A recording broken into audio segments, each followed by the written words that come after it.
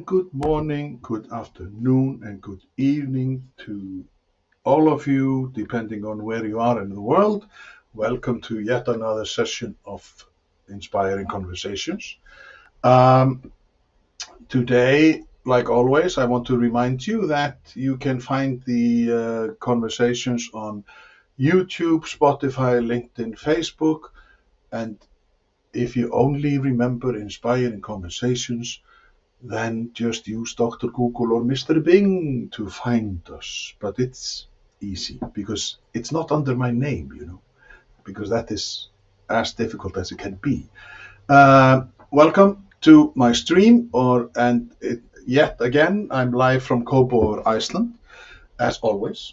And I want to remind ourselves why I'm doing this. And it's all about creating conversations that really matter. We are diving into ways to connect deeply, break down barriers, and build moments that inspire trust and growth. Whether it's with your team, at work, or in your everyday chats, we will bring more positivity, realness, and impact into every conversation. And just to show you where I am, this is the part of my beautiful town where I live, and I live near the ocean, so this church is absolutely fantastic. I got married there, so yeah. But today's guest is a lady who is 29 plus with this amazing experience. She's a coach. She is an energy practitioner. She's a leadership strategist. She is an angel investor and chartered accountant. She even got multi-awards from Morgan Stanley Equity Analyst. Like, what is there not to like when you start speaking with Bianca Riemer? Yeah. Was that what that? Yeah. So you're happy with the introduction? Absolutely, I'll take that. Thank you. Well, I did not mention that you are from Germany. Mm-hmm. You speak French because you lived in France, and for the past some years, 20 years or so, or whatever, you have lived in England. So, as we was talking about before I hit the go live button, like when I think about German people, I think about the German Grundigkeit. Okay. And you live in England. Absolutely. It's a bit of a cultural divide sometimes. It does take a minute or two to get used to some of the differences. Absolutely. But it is fun. Like, it is just like experiencing another. Even the French, they are totally different than the Germans. So it's just how we can live on the same continent but still be so different. Mm-hmm. Yes, it's very interesting when you go to another country how you notice there are different ways of behaving with each other, of speaking with each other, and also of thinking in a different country. And that's what makes it more interesting as well, right? Yes. And that is like show some interest. And what I find interesting is that I lived in Germany for 1 year. And after that 1 year, when I came back to Iceland, I was always, yeah, we are going to have a party. Show up at 8. And we were at 7:45. We were at a party. And the other guests, they came around 9. So we were just like, and the guests, they didn't even, like, they were not ready. They still had to shower so we were just like, oh, so maybe we should not, like, maybe we should go back to the Icelandic way. That's so interesting that you adopted the German principle of, being early. by just living there for 1 year. That's amazing. I mean, that's The, like my husband. He lived in Japan for a year, and there's a yeah, tendency to wash your rubbish in Japan. Like you go to a Starbucks in Japan, and they will wash the Tetra Pak yeah. that the milk or the liquid comes out. And my husband adopted that when he lived in Japan over 20 years ago. And nowadays, we're still washing all our rubbish. Everything that's in our recycling bin is clean as can be. Yeah, well, we do that as well. I don't know Oh, why. It is just like you buy a milk and then you rinse it mm, because, oh, the poor people who have to work with it, like, oh, the smell. Or like, mm. there is something, and people are just like, why are we cleaning this? But I know that we can have fun. We can make fun of our nations and the other nations that we have lived in.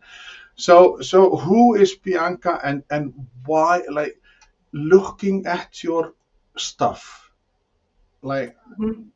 and being just 29 plus,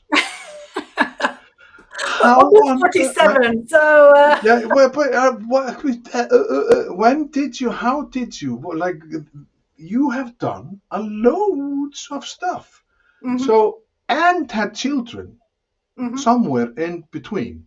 So, so tell me a little bit about Bianca. I know, like, Yes. okay, you don't have to go to, I know that you are from Hamburg, but you, like, what is your education and why did you choose the path you're doing? And because we have to talk about the pranic healing therapy, because that is We can also absolutely some, talk about that. Yes. yeah, yeah. So Mhm, let's go from, like, you, like every other child in Germany, you either go to university or you go to a technical studium. So mhm. I gather that you went to university. Yes. So, I mean, the red thread that runs through my life is really that I'm very interested in people and in right human relationships because I grew up in a family with a lot of conflict. We have different cultural backgrounds, as I know now. Growing up, I did not know about the different cultural backgrounds. I did not know why certain people reacted very strange ways to me.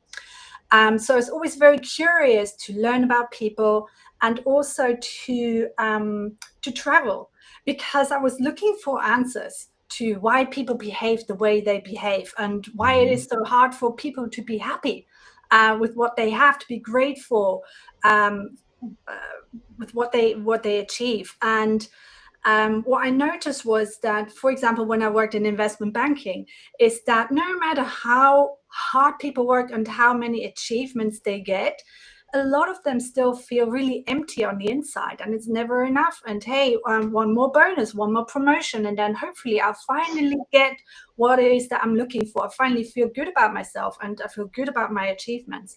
And I noticed a lot of people running on a hamster wheel, winning lots of medals, but they're still hungry on the inside. And I was like that, or I am. I see myself as a lifelong learner. And over the years, I've just been, like a cookie monster, taking courses, learning languages. I've learned 7 languages in total. I'm not saying I speak them perfectly. No, no, but absorbing things, like getting wisdom Yes, and what that, yeah. using them, experimenting, and the pranic healing is one of many energy modalities that I dipped my toe in and that I learned and that I was very skeptical about because I mean I'm a chartered accountant by background, right? I was a stockbroker for 10 years where you get paid for criticizing the CEOs and CFOs of listed companies, very successful people. I got Yeah. paid for criticizing them. So um conflict and how we treat each other, learning about how things work, that's been the red thread in my life. And that's why I now do what I do now, which is executive coaching, helping people communicate better, lead better, influence other people better. And the pranic healing comes in as a very important modality that really helps me help people a lot better manage their emotions and leading the way forward for themselves and others.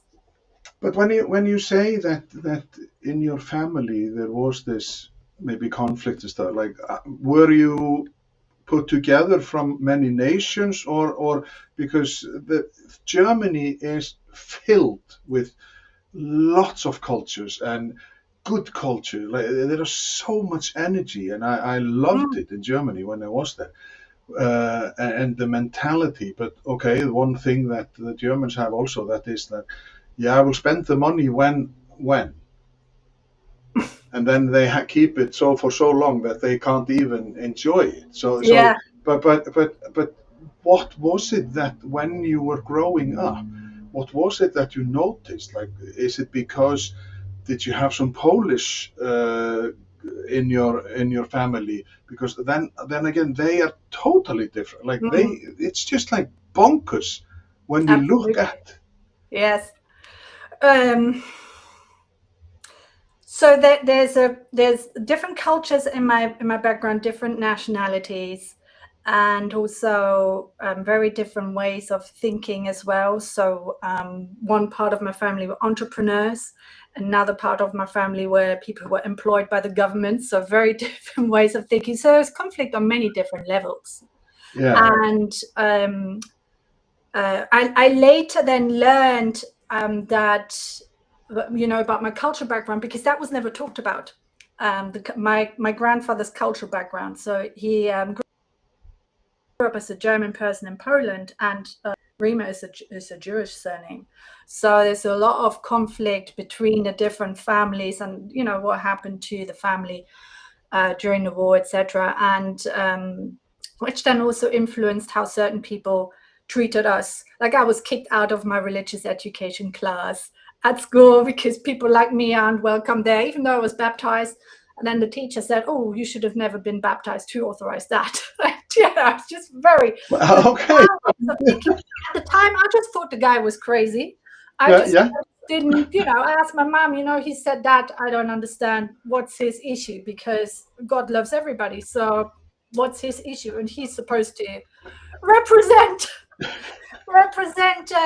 the teachings from the Bible, being a teacher of that subject. But anyways, that's just one little thing that happened to me that I didn't understand at the time. But nowadays I understand that, he was completely brainwashed in one way or the other. And that now helps me understand it better. And I also now understand that whenever people judge other people, it's because they don't understand the other person. That is the main reason why we judge others, is because we don't understand why they behave a certain way. So what's helped me then is that I will never try to judge anybody, because if I sense myself judging somebody, then I immediately pull back and say, okay, I need to understand the other person more, because they simply have a different perspective from me. But can it be, me and my wife, we talk about that if you're judging, then it's because you are lacking the thing that the other person, you want to have that person's uh, ability to. Like, you are mirroring your lack of. Yeah, that can be one thing. Or another thing is, say the other person is behind you and you're judging them for not having the same skill set. A very good way to let go of your anger, because judging basically is anger towards the other person, is you and I, we both have children. You never judged your children when they were babies and they were pooping their nappies, right? No parent does that. I've never heard a parent say, "Oh, why did you poop in your nappy again? You should just go to the toilet, wipe it off your skin yourself." That would be ridiculous. So just because somebody is an adult doesn't mean that they have the capacity to do the equivalent of a baby cleaning up their own mess. They don't have the capacity. You're judging them for not having a certain skill set, for not showing kindness in a stressful situation. This person, they just haven't learned yet how to show kindness in that situation. So the same way that you wouldn't judge a baby for pooping their nappy, don't judge an adult for having reached their capacity for now. For But me, how that comes from my teacher, Master Chor Kuk Sui, and it's helped me yeah, immensely stop judging people for, causing me inconveniences in my everyday life. I just tell myself this person hasn't learned this or that yeah. yet, and it's helped me immensely to just find inner peace. But when you started your work life after university, did you have these skills, or were you in the like you were in the on the train? You were just like, I need to get a promotion, I need to this, I need to that, Mhm. and then like, and when is it in your life? It's difficult because we are only 29 plus. How, like, where is it that is it when you had your first kid, or is it when, like, did you experience burnout, or like, where is it? Because when you start to realize there is something off, Mm. and you need answers, and if you are a sponge, a wisdom sponge, then you want to know, okay, why is this happening to me? Mhm. And I gather also that because there are these things, like in Germany, that you have to move on, and there are certain things that is expected of you, Mhm. and if you don't do it, then it must be something wrong with you. Mhm. So where in the process did you sit down, or, okay, let's say in a crazy way, where did you stop and hug the tree? Absolutely. Absolutely. So when did I stop and hug the tree, right? That's the Yeah. question. So here's the answer. I stopped after having my second child.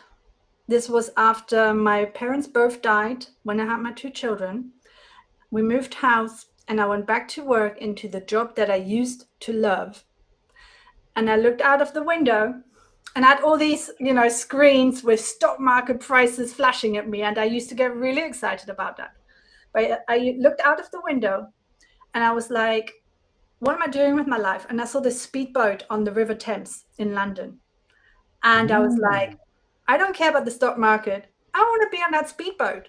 I want to live life. I want to experience life because life is short. My parents, they worked their whole entire life. They were yeah. entrepreneurs. They worked so hard and they never met their own grandchildren. And that's when I decided I don't want that to happen to anybody else. And that's why I now do the work that I do now.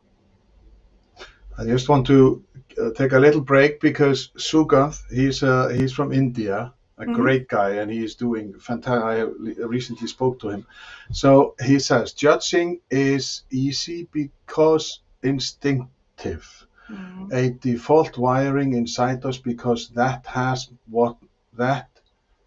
what made us survive the Stone Ages. Mm-hmm. It's the judging that helped us differentiate our clans from the rivals. Sadly, that has become obsolete millions of years later, and uh, and yet we can't let go of it yet. Mm. So and he, because we were talking the other day, like there is 1.5 billion people in India, and if you don't do the work, if you don't make an effort, there are 1,000 people who are waiting in Mm. line just to take your job. Mm. So this is like, and it's a fascinating thinking. So okay, so after you had your second child, you just like, did you get a speedboat? Sorry, say that again. Did you get a speedboat? Have you bought a speedboat? Have I got a speedboat? I did actually go on the experience. So this is like a Oh, tourist experience in London. It's like okay. you go on a boat and you go really fast between Tower Bridge and Greenwich. And I did it, and I thought, oh, that's it. So, but that's when I realized, we think we're looking for something, but what we're looking for is not really what we're looking for. Uh, and what did your, like, when you, I'm just trying to picture the conversation with your husband when you said, I want a speedboat. And he must be like, say, what? Like, were he with you? Had he noticed that you were like, because having children makes you think and re-evaluate Mm, everything in life. All mm. of a sudden, everything is not like they are the most important thing. Absolutely. So having children and also losing my parents at the same time, it really made me think about what I want my life to be about. Yeah. So I realized I don't have all the time in the world because my parents died young. My mother did. Okay. Yeah. My dad died in his early 60s. So I thought, life can finish, it can finish tomorrow. You Yeah. never know. So I'm Yeah. not going to sit around and wait for things to come to me. I'm going to go and get the things Yeah. that I want. Or, in other words, I'm going to go and figure out how I can use my skills to help other people. People like my parents who, if they'd had the tools that I'd already partially learned at the time, they may still be around. Yeah. Because working in investment banking at the beginning, I was totally burned out. I was working all the hours. I was criticizing myself a lot. And it's taxing on the body, it's taxing on your emotional and mental states. So, already at the beginning of my investment banking career, I looked at lots of different holistic ways of, staying resilient in that environment. And pranic healing was one of the things I experienced at the time that really helped me. And then I trained in it amongst many other things. I'm somebody who is very curious. I learn things, then I experiment with things, and then I draw my conclusions.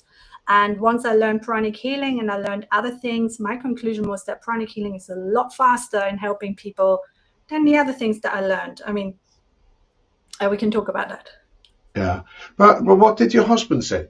Like, he's What did British. I say? Let's state the fact that he is Yeah, from the UK. So what did absolutely. he say? Like what? Are you going to be a what? He was very supportive, actually. So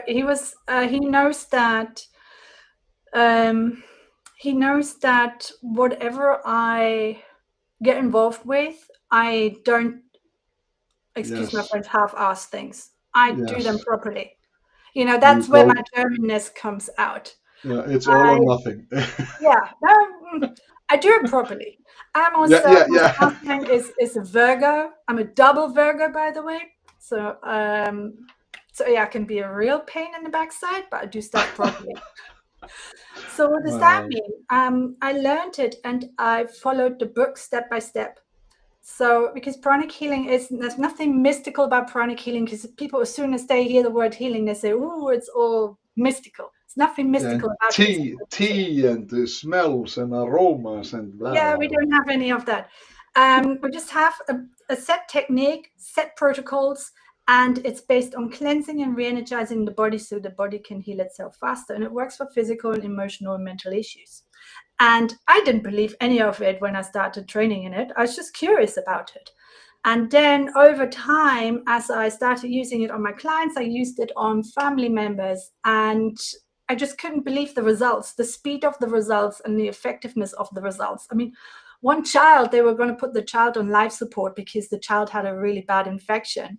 And over one night, I did 5 or 6 treatments on the child remotely. They take 45 minutes each. So it was effort, and I didn't know whether I would be able to help the child. But the doctor said the following morning, a miracle has happened. We don't know how, but the child is recovering. We don't need to put this child on life support anymore. And I have thousands of stories like that, so I can't not do it. No. But how is it when that will say that, like, did you quit your job in 2014, 2018 is when I left investment 2018? banking. Yeah.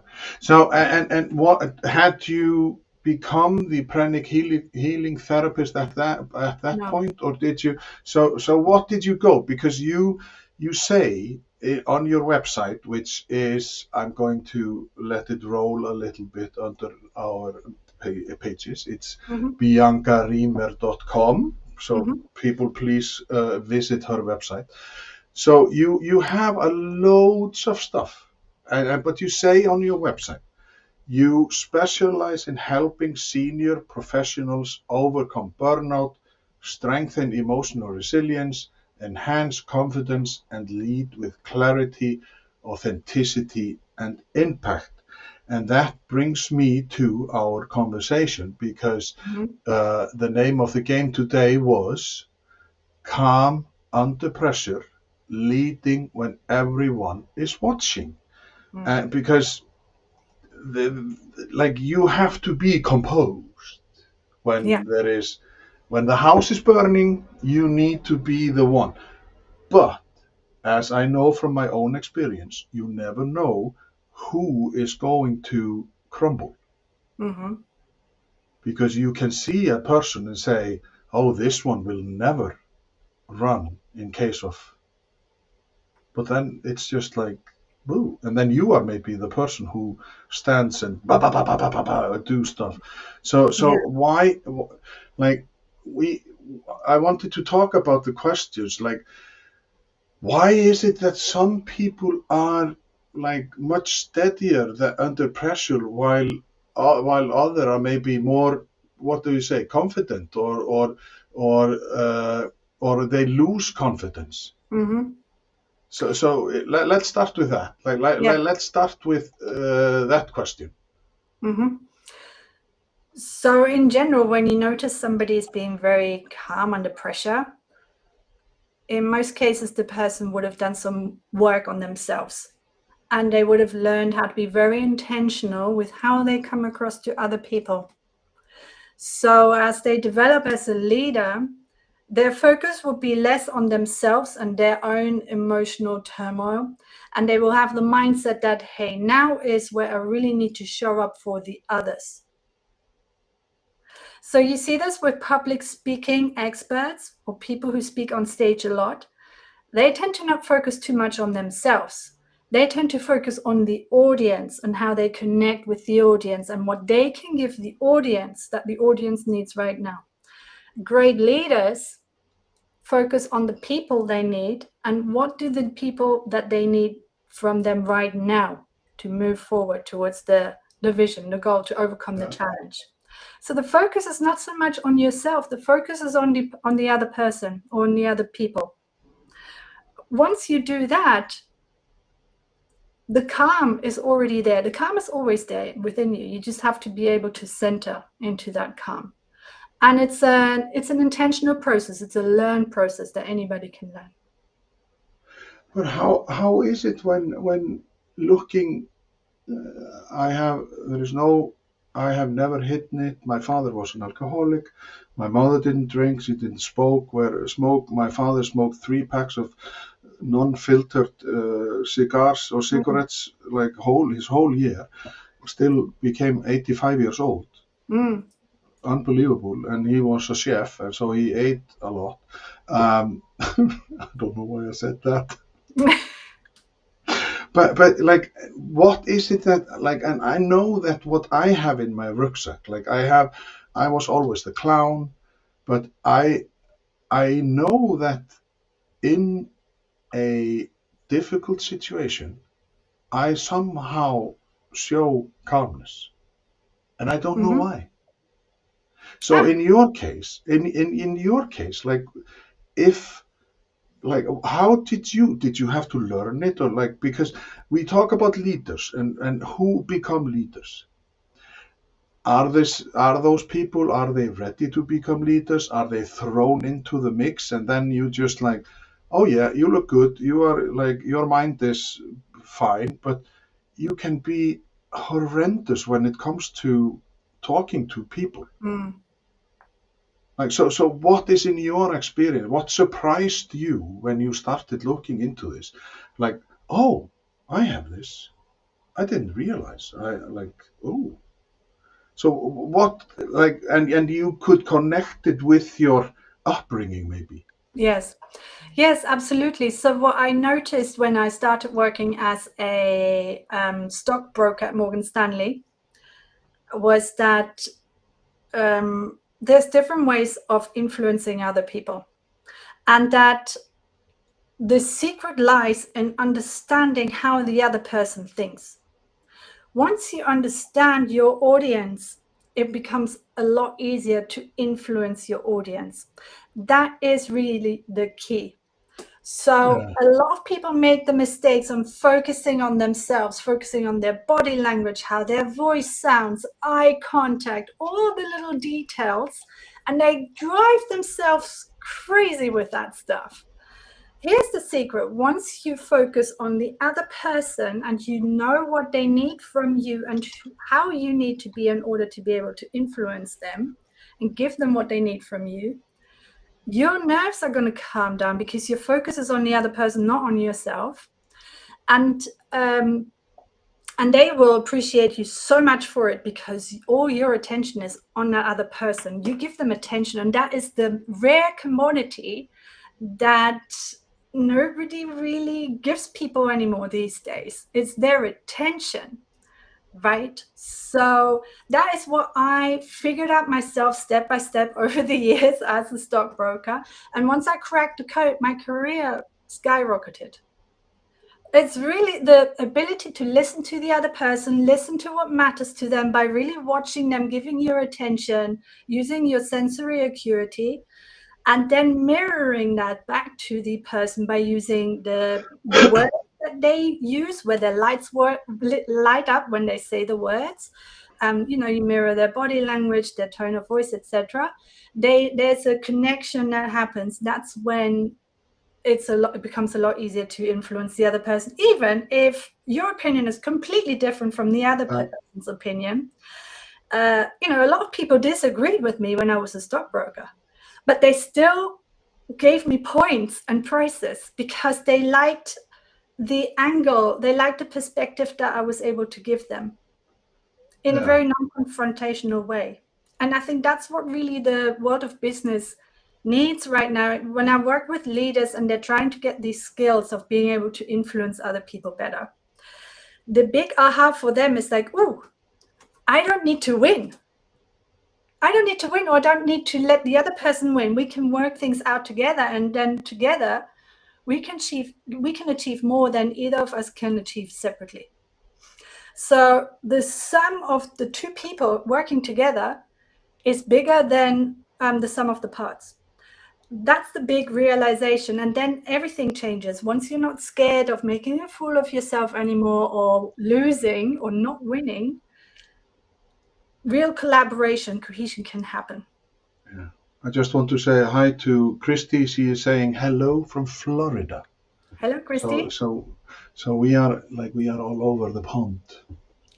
Absolutely. But so you're literally saying, when you look at another person, so what is the person saying without saying it? Mm-hmm. And when I listen to you now, I am always thinking about results and relationship, because as you mentioned, we are on the same path. Why are we fighting? So can you, all of a sudden, what pops up in my mind is the hierarchy. Like you start on a lower level and then you move up and you move up. And in the process, you have to do better. You have to perform better than the other ones. And they say, remember when you're climbing to the top, be nice to the people you meet on the way, because you will also meet them on the way down. So how, in your mind, or have you given a thought about it, to have a linear structure in companies? Or is it the hierarchy? Like, because I gather that in a stock market, or whatever you call the company, like it is a hierarchy, because you have the top and then you go down. Yeah, so what you see in highly regulated industries is that they tend to be very hierarchical. Whether or not that's the right thing, I'm not an expert on that. There's other people who've written books about the teal organization, etc., which is fascinating stuff. And I'm not an expert on organizational design. I work with people one-on-one, I work with teams, and I help them resolve conflict, interpersonal conflict. However, what often is the case when people approach me about interpersonal conflict is that there's never been any commissioning about what the purpose of the team is. And that's where a lot of conflict arises. It's the lack of clear instructions of what the team exists to achieve. So that is something definitely that your team needs to have in place. You need to know, who are we helping, what are we helping them achieve, and how do we know that we've done a great job? So this is called the commissioning process. Once that's in place, that's when then you can go into the team dynamics and talk about, okay, who does what? How do we treat each other on a good day, on a bad day? What are our lived team values? And then you can create what's called a team charter, where that's all written down. But the team chart is always a living and breathing document. You write it down, you agree it with the team, and then you see how it goes. And then you might decide to change the team charter, on a quarterly, 6-monthly basis, as needs be. But when you are helping people, or you have a service, or you have something that you offer to people, and one of the questions we had on our mind is, how do we handle difficult stakeholders and challenging conversation? So do you role play, or do you, like, when you sit there, like, and people raise their hands and say, oh, I have a shitty stakeholder, how can I, like, I'm scared shitless of that person, what can I do, can you help me? Do you then role play, or no? What do you do? We don't role play. What we do is we work on your emotions first towards the other person. So when a person comes to me and says, I have a toxic colleague, I have a toxic stakeholder, we work on your emotions. And similar to the baby who's pooped their nappy, this stakeholder is like the baby who's pooping their nappy from your point of view.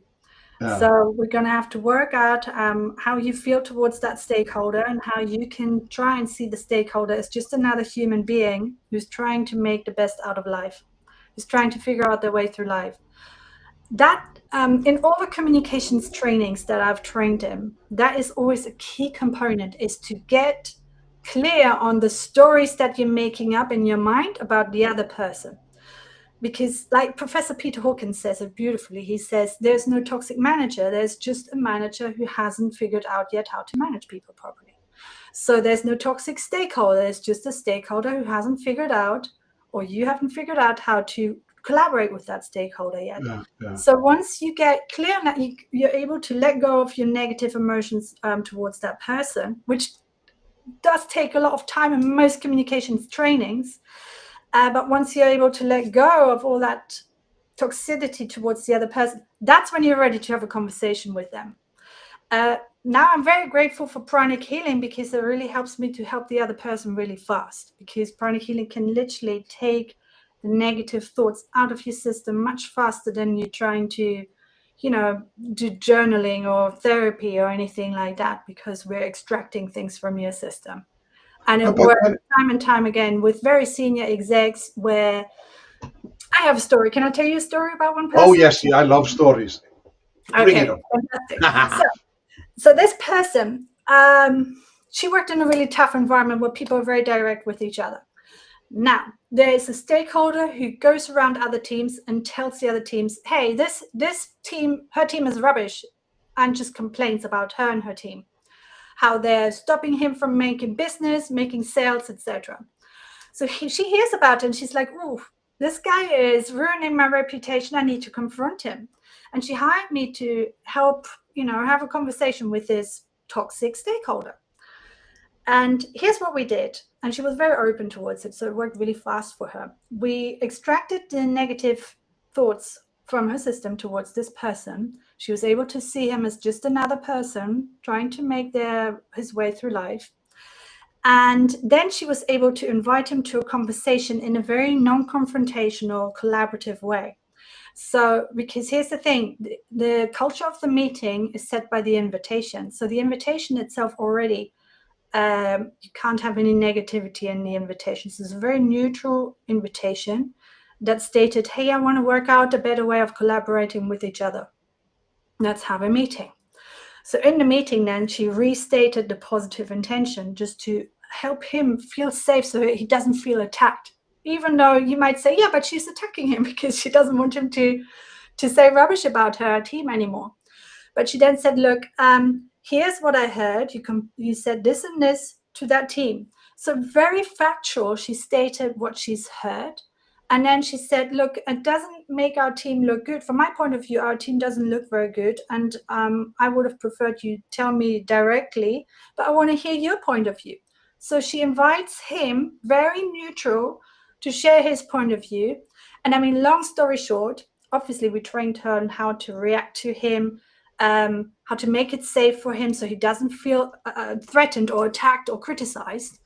And long story short, they agreed a way whereby he gives her feedback directly rather than telling other teams on how rubbish her team is.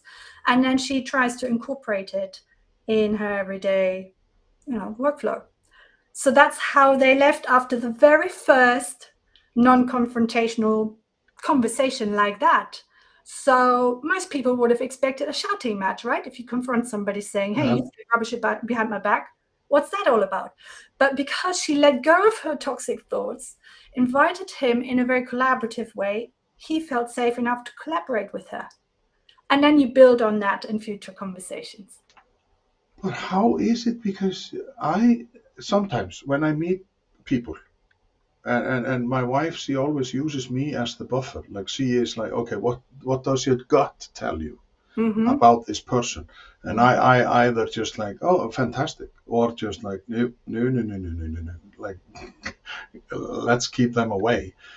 So, but there must be something also in us. I don't know.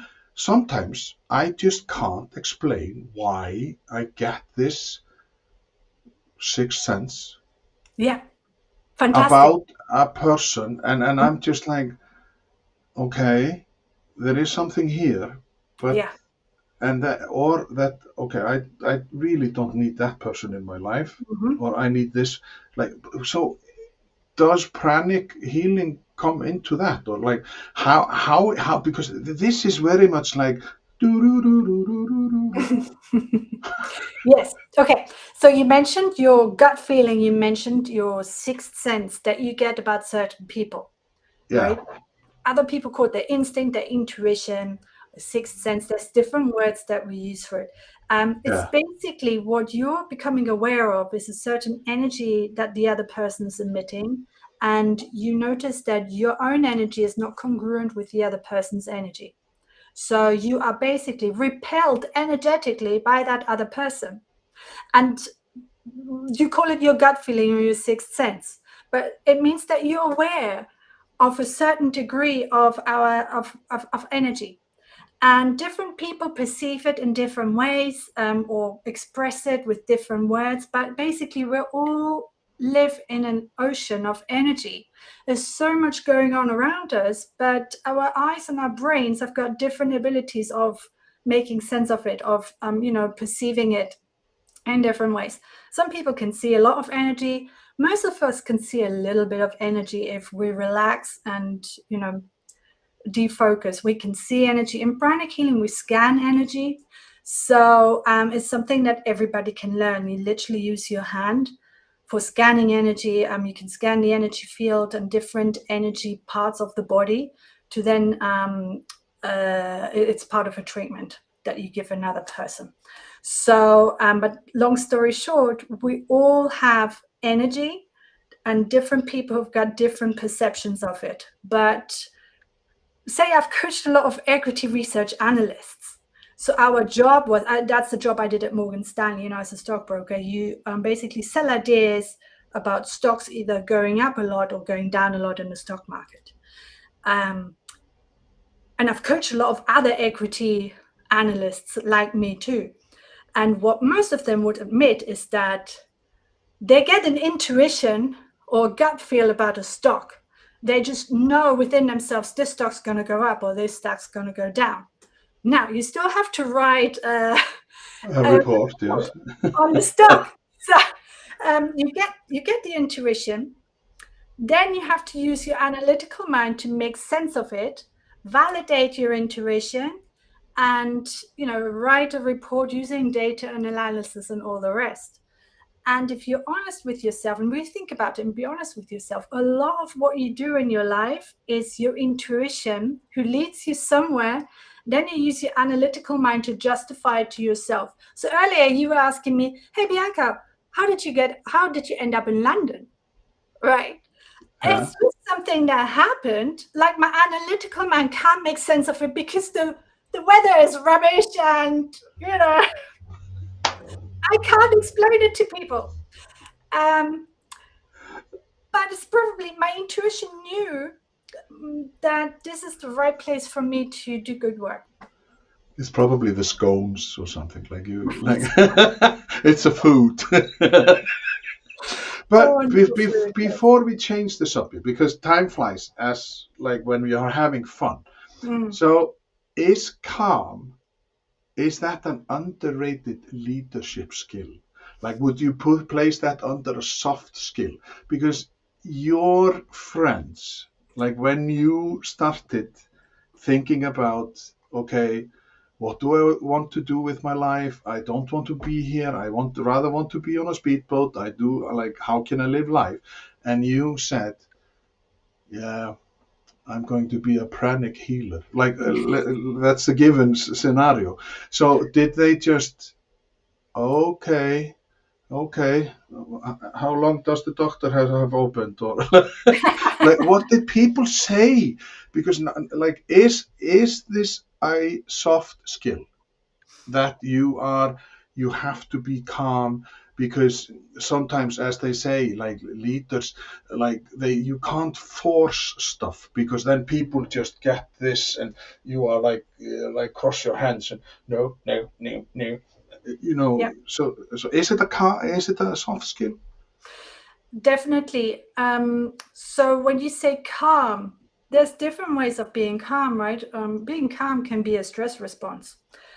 Most people know that the stress response is fight or flight, but there's also fawning and there's freeze.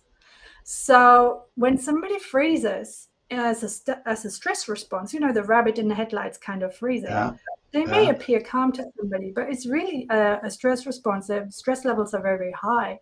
And then it depends on how well you can interpret the energy of a person, of whether oh, is this person actually calm, or is it like a swan on a lake with the feet going crazy underneath the water surface, or the rabbit in the headlights. But I think true calmness, where the leader is calm, and even though the world is going absolutely crazy, you feel safe with this leader. Even though the leader says, I don't know what's going to happen, you're still feeling safe with them.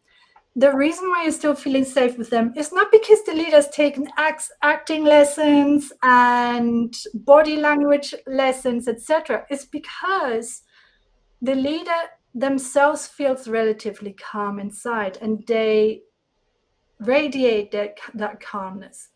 That's what makes certain leaders very magnetic to other people, is because people feel safe and inspired and nurtured by them.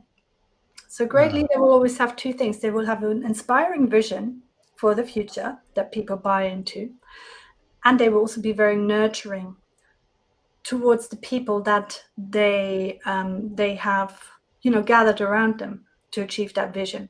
That's what then makes people stay with this particular leader in a difficult situation, is because they've bought into the vision and they feel very safe and nurtured by that leader.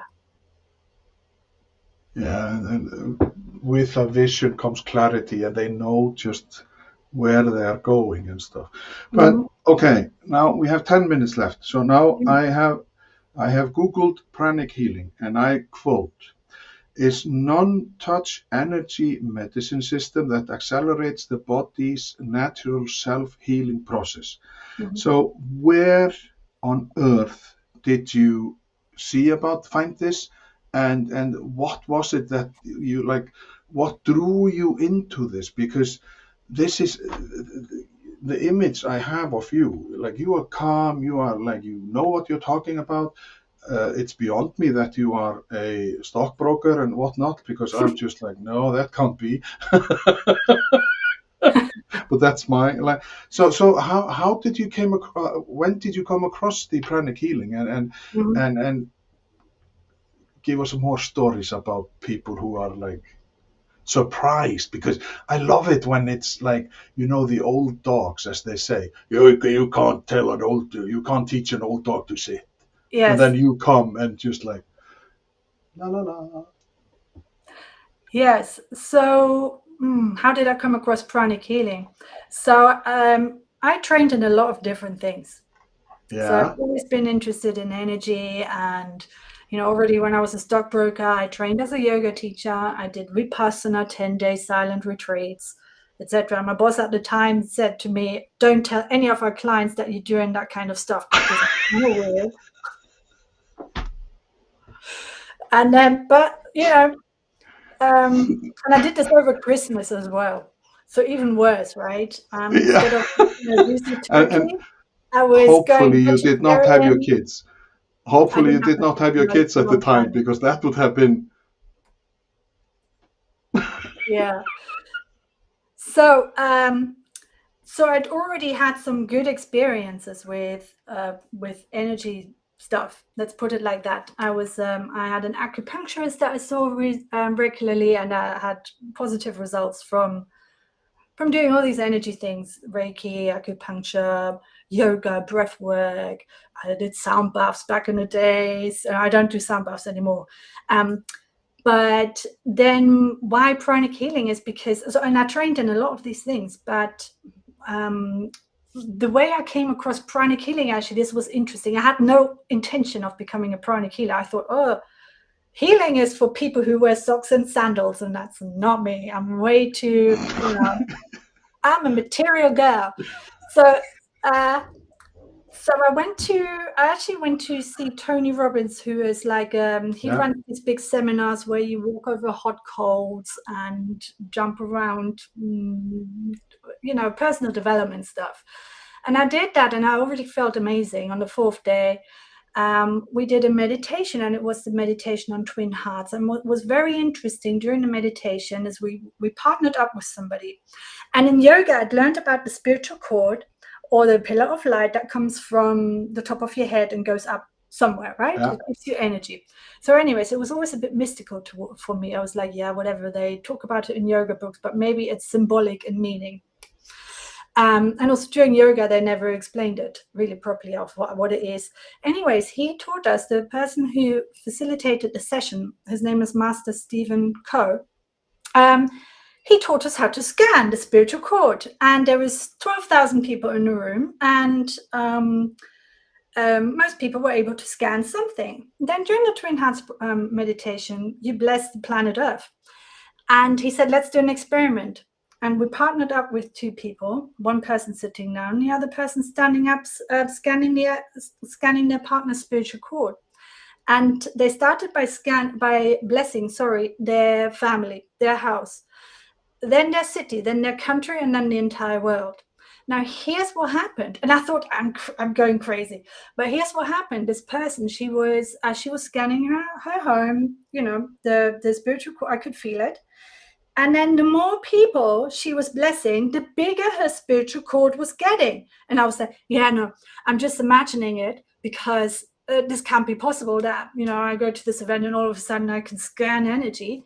And then I looked around, and there was 12,000 people right in this room, and 6,000 of them were scanning their partner's spiritual cord. And we were all there with our arms wide apart. That's how big the spiritual cord was. Or, that was the experiment anyways. So I still didn't believe that any of this was for real. I just thought, yeah, the guy has brainwashed us somehow, right? Because Tony Robbins is all about neuro-linguistic programming, which is also something that I've studied. And there's ethical ways of doing it and unethical ways of doing it. Mm-hmm. I was a little bit skeptical.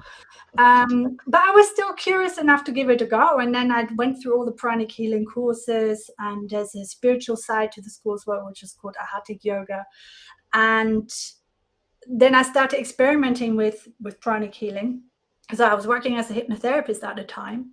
And the pranic healing was so much faster than more effective than the hypnotherapy. So then I thought, I'll get rid of the hypnotherapy because it takes too long. And pranic healing is just so much faster, so it can help more people. And it's cheaper for people as well. So, because it's faster, you need fewer sessions. In my experience, anyway. Obviously, I can't speak for the whole world on this. But that's how then I started applying it more and more. Obviously, pranic healing is not something I lead with when I speak to a new person because they don't know me. Oh, don't you just slam it in the face? No. So most people hire me because they have a communication challenge. Yeah. So I teach them the body language, the calmness, the breathing, the body posture. We do that first. I get them some easy wins first. Yes. So that then they feel good about themselves and that it works, that what I do actually works, very easy wins. The pranic healing only really comes in as and when it's needed, and it's the more effective part. So if a person's super stressed and they can't even concentrate, they can't even listen to anything I'm saying, and they can't even visualize how life might be better in the future, I do a 15-minute pranic healing session to take out negativities from the system, and boom, the person tends to be a lot more calmer afterwards and talk completely different.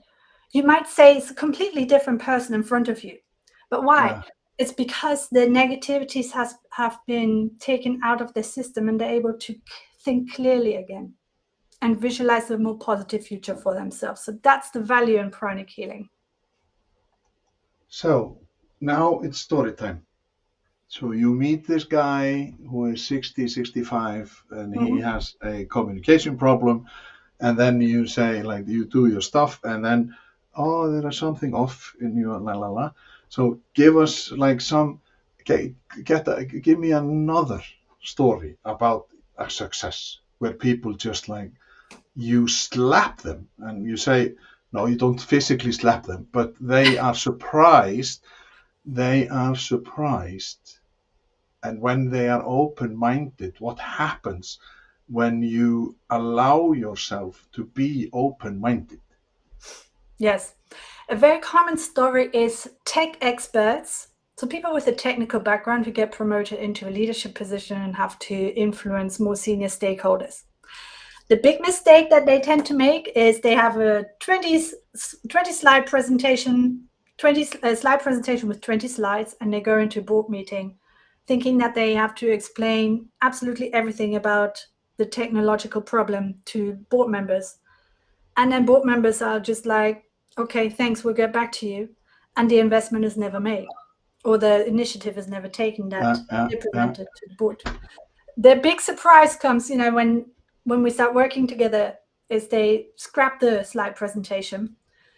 I give them a newspaper headline, or we work out a newspaper headline that they lead with.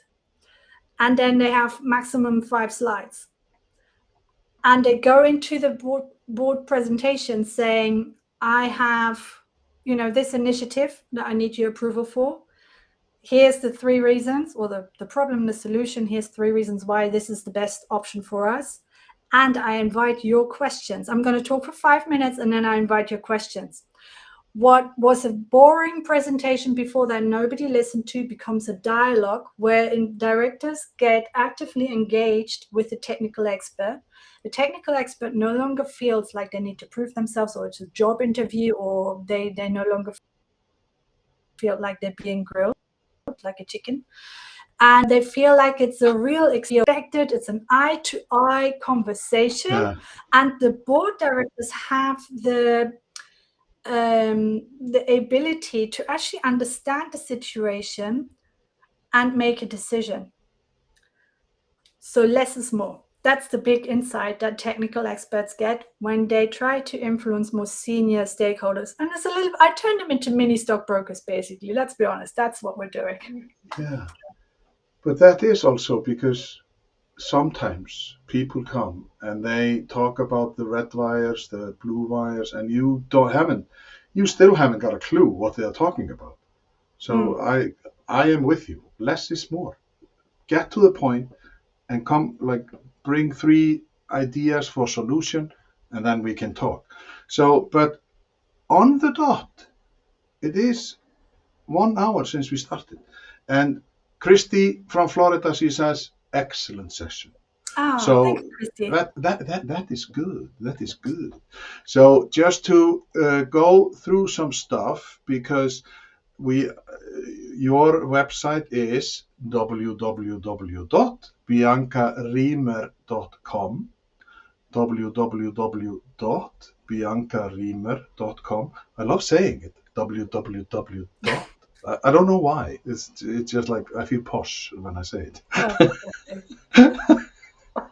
And then people can connect with you on LinkedIn. That is the only I found. So Bianca Riemer on LinkedIn, like, please contact her because this has been a brilliant session, because it has opened my mind also for, well, isn't it, there is not, you don't just learn the way A to a problem. You can use D as a solution, or like there are loads of things that you can, but you have to work together because we are on this journey together.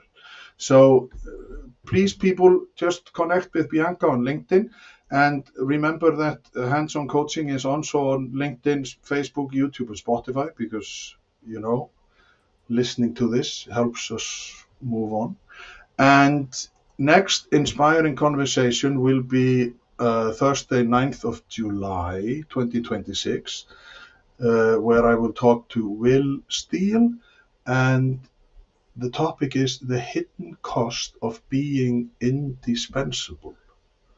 So that will be something. And he is in the UK, I think, as well. So I am jumping between like the ponds.